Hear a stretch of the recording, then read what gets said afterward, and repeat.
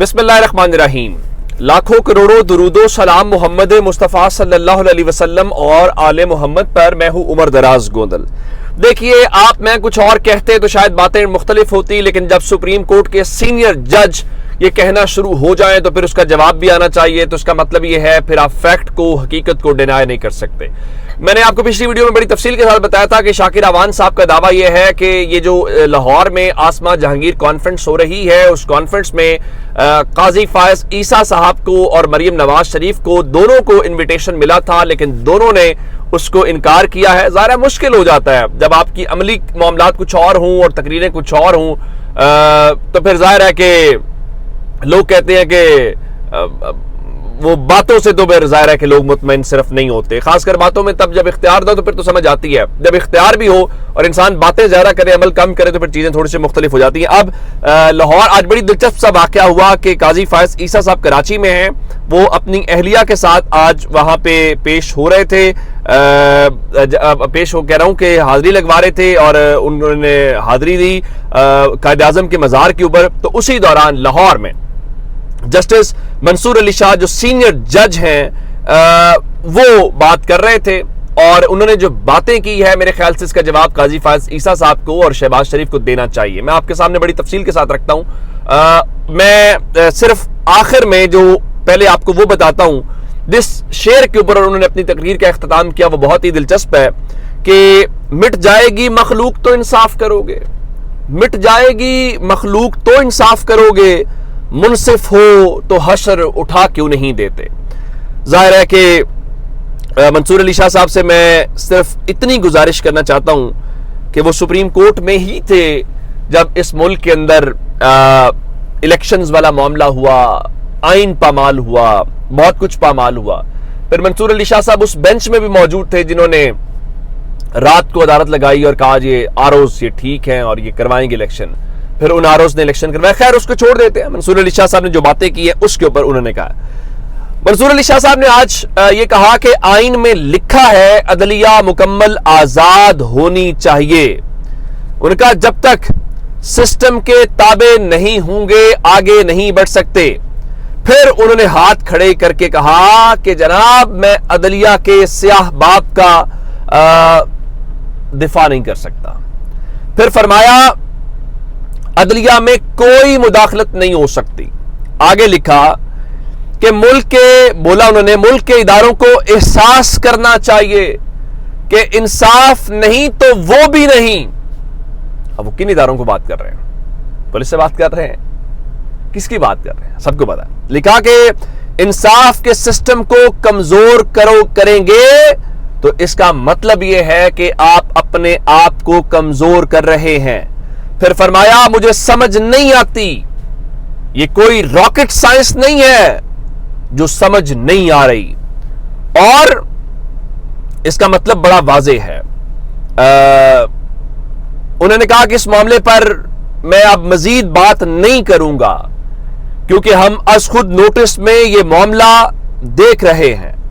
हम अदालती मामलात में मुदाखलत किसी सूरत बर्दाश्त नहीं करेंगे। बिल्कुल ठीक है हुजूर, इस मुल्क की सुप्रीम कोर्ट ने इलेक्शन करवाने का हुक्म दिया, इस मुल्क के इदारों ने, इस मुल्क की पार्लियामेंट ने, इस मुल्क के चंद शाही खानदानों ने अपने जूतों के तले रौंद दिया फैसले को कि जाओ नहीं करवाते। जब हम समझेंगे कि हमारी मैनेजमेंट हो जाएगी, हमारे मामलात तय हो जाएंगे, तब जाएंगे इलेक्शन में, नहीं करवाते। ये रहा आपका आइन, ये रही आपकी अदालत। क्या कर लिया हमने? कुछ भी नहीं। उन्होंने अपनी मर्जी से इलेक्शन कराया, उन्होंने अपनी मर्जी का रिजल्ट लिया, उन्होंने अपने मर्जी की हुकूमत बनाई और हम सब तमाशाई बने हुए। फिर वो फरमाने लगे जो जज परफॉर्म नहीं कर रहा उसे सिस्टम से बाहर करें। करप्शन और नाअहली पर कोई समझौता नहीं होना चाहिए। बिल्कुल दुरुस्त बात है।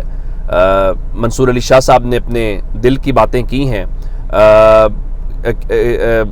अच्छी बात है, ये बातें होनी भी चाहिए और ये बातें बहुत खुल के होनी चाहिए। और उन्होंने आज आइन और कानून के हवाले से ये सारी बातें की और केसेस के हवाले से भी कहा कि फिर उन्होंने जजेस की भर्ती के उसूल के ऊपर भी बात की।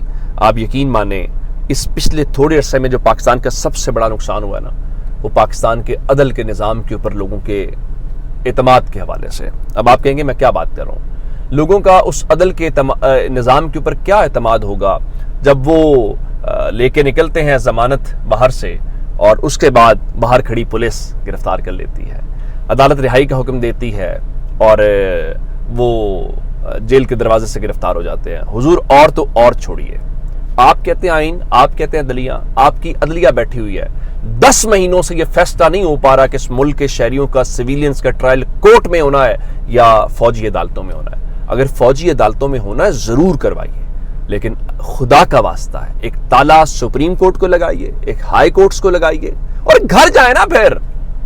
پھر فوجی عدالتوں کو ملک میں چلنے دیں, عدل کا نظام فوج کے حوالے کریں, فوج کی عدالتی نظام کے حوالے کریں. پھر آپ لوگ کی بس کی بات نہیں ہے. پھر مان جائیں کہ فوجی عدالتیں آپ سے بہتر کام کرتی ہیں, پھر مان جائیں کہ آپ جو کام نہیں کر سکتے وہ کہہ رہے ہیں ہم خود کریں گے. تو یہ اچھی بات ہے, اس کا جواب جو انہوں نے سوال اٹھائے ہیں باقی وہ سارے وہاں سے آنے چاہیے. میں آپ کے سامنے ایک معاملہ اور رکھ دیتا ہوں, مجھے امید ہے عدلیہ اس کے اوپر کرے گی. ہمارے ایک سینئر, بڑی عزت ہے ان کی, بڑی احترام ہے, ارشد شریف کی جان لی گئی. ارشد شریف کا معاملہ جو ہے وہ اس طرح سے پینڈنگ ہے, کوئی سن نہیں پا رہا. آج حامد میر جو ہیں انہوں نے اسلام آباد ہائی کورٹ میں ایک درخواست دائر کر دی ہے اور وہاں پہ یہ کہا ہے کہ جوڈیشل کمیشن قائم کیا جائے اور اس سلسلے میں اس معاملے کو ظاہر ہے کہ وہ ٹیک اپ کیا جائے. اب میں دیکھتا ہوں کہ پاکستان کی عدالتیں کیا ٹیک اپ کریں گی. یہ معاملہ کیا سپریم کورٹ میں پینڈنگ نہیں ہے؟ کیا ہو گیا تھا؟ ہم سب تقریریں کرنا چاہتے ہیں, ہم سب وہ معاملات کرنا چاہتے ہیں, لیکن ہم اس طرف نہیں جانا چاہتے. اب جس کیس کا حوالہ دے رہے تھے کہ وہ خط لکھنے والا, آپ اندازہ کیجیے, ہم کہہ رہے ہیں کہ ہم مداخلت نہیں کریں گے. جسٹس بابر ستار سمیت کیا ہو رہا ہے آپ سب جانتے ہیں. جو 6 ججز کا معاملہ چکا وہ 30 تاریخ کو ہونا ہے. اب خبریں یہ ہیں کہ تمام سپریم کورٹ کے جو ججز ہیں اس ہفتے میں, اگلے میں کیسز سپریم کورٹ کی اسلام آباد میں سنیں گے. اگر سب ججز اسلام آباد میں اویلیبل ہیں تو اپنے فل کورٹ کیوں نہیں بنائی؟ قاضی صاحب کو اس کا جواب دینا چاہیے کیونکہ انہوں نے انڈیا دیا تھا. تو اب اسلام آباد والے معاملے کے اوپر خبر آئی ہے کہ اسلام آباد بار اور کراچی بار ایسوسیشن نے سپریم کورٹ میں درخواست دائر کر دی ہے اور کہا کہ سپریم کورٹ براہ راست معاملے کی انکوائری کرے یا کمیشن تشکیل دے اور کمیشن کی عدالت رپورٹ میں پیش کی جائے. عدلیہ کی آزادی اور تحفظ اور مداخلت روکنے کے لیے مناسب احکامات جاری کیے جائیں. ذمہ داران افسران کے خلاف کارروائی کے مناسب احکامات جاری کیے جائیں. عدلیہ میں مداخلت بارے قواعد و ضوابط بنانے کے لیے ہائی کورٹ کو ہدایات جاری کی جائیں. لیکن یہ کون کرے گا؟ میں آپ کو یہ خبر دے دیتا ہوں. جسٹس بابر ستار کے متعلق اس خبر میں نے آپ کو دی تھی کہ پیمرا نے اعتراض کیا. آپ کو پتا ہے 4 اداروں نے انکلوڈنگ 1 انٹیلیجنس ایجنسی انہوں نے آج جسٹس بابر ستار کے حوالے سے ان کے اوپر اعتراض کیا. چلے میں آپ کے سامنے رکھتا ہوں. آج 4 اداروں نے کہا ہے کہ جو آڈیو لیک کیس ہے جسٹس بابر ستار اس سے الگ ہو جائے. آخر جسٹس بابر ستار صاحب سے اتنا مسئلہ ہے کیوں؟ میں نے آپ کو کہا تھا جسٹس بابر ستار کوئی غلط فیصلہ کریں گے یا کوئی ایسا کریں گے تو ہم خود تنقید کریں گے. یہ نہیں ہے کہ کسی کو ہم بت بنا دیں گے یا پوجنا شروع کر دیں گے کہ جس طرح قاضی فائز عیسیٰ صاحب والا کیا گیا. اب وہ سارے چیختے چلاتے ہیں کہ یہ تو ہم نے سب کچھ کھڑا کیا تھا. اب ذرا اندازہ لگائیے گا, PEMRA, P T A, Pakistan telecommunication authority کس کا ادارہ ہے؟ کیا ماتحت ادارہ نہیں ہے گورنمنٹ کا؟ آگے چلتے ہیں. کیا ایف آئی اے وزارت داخلہ کا ماتحت ادارہ نہیں ہے؟ انٹیلیجنس بیورو خفیہ ایجنسی آئی بی انہوں نے یہ کہا ہے کہ جناب وہی بینچ آگے بڑھائے جو اس نوعیت کی پہلی درخواست پر 2021 میں فیصلہ کر چکا ہے. اب وہ کہتے ہیں جی اس سے قبل جسٹس محسن اختر کیانی, اب جسٹس محسن اختر کیانی کے اوپر بھی سب کو اعتراض ہے اور جسٹس بابر ستار کے اوپر بھی اعتراض ہے. اصل بات صرف اتنی سی ہے کہ وہ تمام جج صاحبان جنہوں نے باتیں کی ہیں, جنہوں نے خط لکھے ہیں, ان سب کو ہم کوئی نہ کوئی جو ہے وہ سبق سکھانا چاہتے ہیں اور سبق اس لیے سکھانا چاہتے ہیں کہ ان کی ہمت اور مجال کیسے ہوئی. آپ کو ایک معاملہ بتانا چاہتا ہوں کہ ایک تو جو ہیں دوسرے علی امین گنڈا پور, وہ آج ضمانت کے اوپر ان کا معاملہ تھا تو آج عدالت نے اس کیس کے اندر ان کو بری کر دیا ہے. دوسرا انہوں نے ان سے یہ پوچھا گیا کہ یہ جو شہریار آفریدی کا, اگر شہریار آفریدی کا کسی کا رابطہ ہے تو وہی بتا سکتے ہیں. پھر شہریار آفریدی بھی اب وضاحتیں دیتے پھر رہے ہیں کہ ہم ڈیل نہیں کر رہے. ان کو یہ اسٹیٹمنٹ دینی نہیں چاہیے تھی.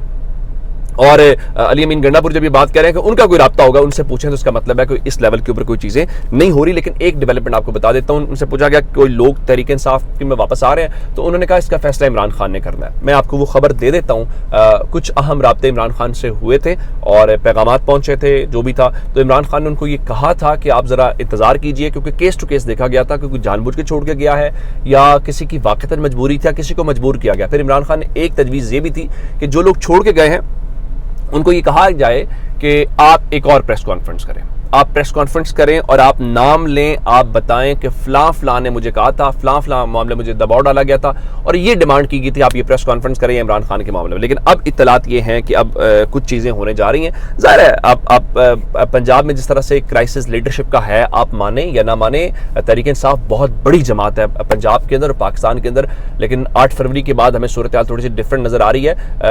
ایک لیڈر جو گراؤنڈ کے اوپر ہو, جو لیڈ کرے, اسمبلی میں لیڈ کرتا ہوا نظر آئے, روڈز کے اوپر آئے وہ آئیں, تو اب اس سلسلے میں کچھ واپسی ہو رہی ہے. اطلاعات یہ ہیں کہ یہ جو آئندہ ہفتہ شروع ہو رہا ہے, ایک ملاقات ہوگی اور اس ملاقات میں بہت سارے ناموں کا اپروول بھی دیا جائے گا, اور اس اپروول میں سے ہی ایک جو چیز ہے, ایک موصوف جو ہیں وہ شامل ہوں گے, گو کہ وہ بڑے اچھے تحریک انصاف کے ترجمان ہیں اور بڑے دبنگ قسم کے بولڈ آدمی ہیں, اور انہوں نے عمران خان کے بارے میں کوئی غلط بات بھی نہیں کی. اگر پریشر تھا بھی تو خاموش ہو گئے, پھر جہاں پہ ان کو کہا گیا تھا آپ جائیں, وہاں جس طرح بیٹھے ہوئے تھے, ان کا بیٹھنا ہی خود جواب دے رہا. میں فواد چوہدری صاحب کی بات کروں, فواد چوہدری صاحب تحریک انصاف کا فیس ہیں, وہ تحریک انصاف کے دبنگ آدمی ہیں, بولڈ آدمی ہیں. اطلاعات ہے کہ اگلے ہفتے وہ تحریک انصاف میں واپس آ رہے ہیں. اپنا بہت سارا خیال رکھیے گا. خدا حافظ.